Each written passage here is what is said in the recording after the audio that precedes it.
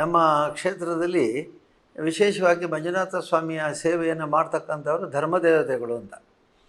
ಈ ಧರ್ಮದೇವತೆಗಳು ಹೆಗ್ಡೆಯವರ ಮೂಲಕ ಮಾಡಿಸ್ತಾರೆ ಅಂತ. ಹಾಗಾಗಿ ಪ್ರತಿ ತಿಂಗಳು ಕೂಡ ಸಂಕ್ರಮಣದ ದಿವಸ ಅವರು ಹೆಗ್ಡೆಯವ್ರನ್ನ ವಿಚಾರಿಸ್ತಾರೆ, ಹೇಗೆ ನೀವು ಕೆಲಸ ಮಾಡ್ತೀರಿ, ಯಾವ ರೀತಿ ಧರ್ಮ ಕಾರ್ಯಗಳನ್ನು ಮಾಡ್ತೀರಿ ಏನು ಅಂತ ವಿಚಾರಿಸ್ತಾರೆ.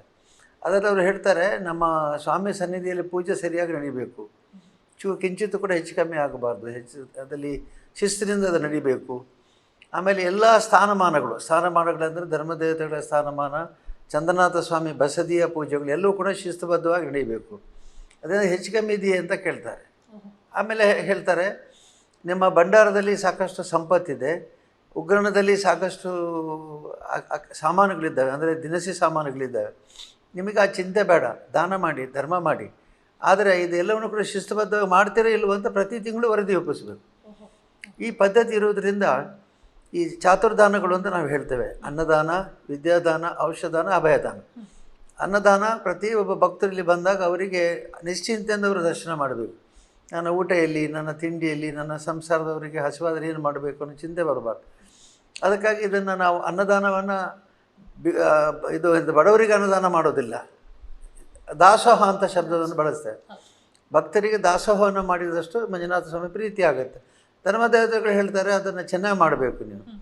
ಆಮೇಲೆ ಎಲ್ಲ ದಾನಗಳು ಪರಂಪರಾನುಗತವಾಗಿ ಬಂದದ್ದೆಲ್ಲ ಸರಿಯಾಗಿ ನಡಿಬೇಕು ಅಂತ. ಹಾಗಾಗಿ ಇದರ ಉಸ್ತುವಾರಿಯನ್ನು ನೋಡ್ಕೊಳ್ತಕ್ಕಂಥವ್ರು ಧರ್ಮದೇವತೆಗಳೇ.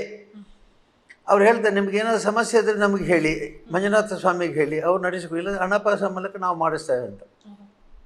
ಅದರ ಅರ್ಥ ಏನು ಅಂತಂದರೆ, ಈ ಕ್ಷೇತ್ರ ಪರಂಪರೆಯೇ ಈ ದಾನಗಳನ್ನು ಮಾಡುವಂಥದ್ದು, ಹೆಗ್ಡೆಯವರ ಮೂಲಕ ಅದು ಮಾಡುವಂಥದ್ದು, ಶಿಸ್ತನ್ನು ಪಾಲಿಸುವಂಥದ್ದು, ವ್ಯವಸ್ಥೆಯನ್ನು ಪಾಲಿಸುವಂಥದ್ದು, ಕರ್ಮಗಳನ್ನು ಸರಿಯಾಗಿ ನಡೆಸುವ, ಇದೆಲ್ಲವೂ ಕೂಡ ಹೆಗ್ಡೆಯವರ ಕರ್ತವ್ಯವೇ ಆಗಿರ್ತದೆ.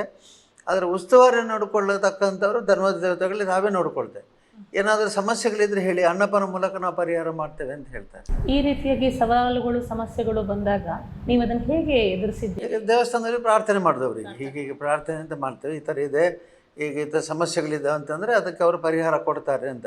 ನಾವು ಯಾವಾಗಲೂ ಈ ಪರಂಪರೆ ಉಳಿಸ್ಕೊಂಡು ಬಂದದ್ರಿಂದ ಬಹುಶಃ ಎಲ್ಲ ದೇವಾಲಯಗಳಿಗೆ ಪದ್ಧತಿ ಇತ್ತು, ಆದರೆ ಬಿಟ್ಟು ಹೋಗಿದೆ ಅದು.